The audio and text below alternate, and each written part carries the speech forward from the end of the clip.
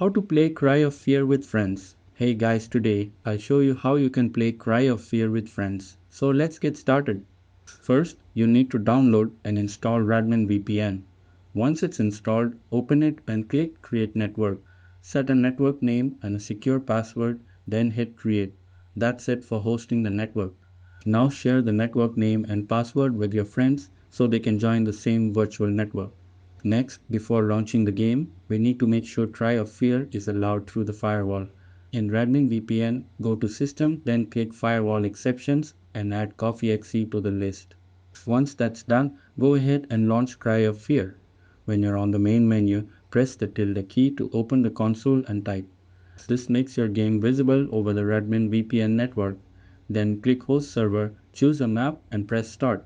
Now your game is live and ready for others to join. Now here's how your friends can join your game.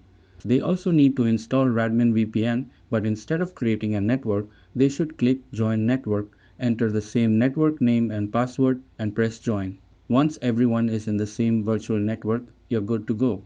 Next, your friends should also go to System, then Firewall Exceptions in Radmin VPN and add CoffeeXC just like you did. Now they can launch Cry of Fear on their own systems. Once the game is open, they need to press tilde key to open the console and type this command. Connect host Radmin VPN IP. For example, connect 26.12.125.71 replacing it with the actual IP shown in Radmin VPN next to the host name. Hit enter and they'll connect to your server.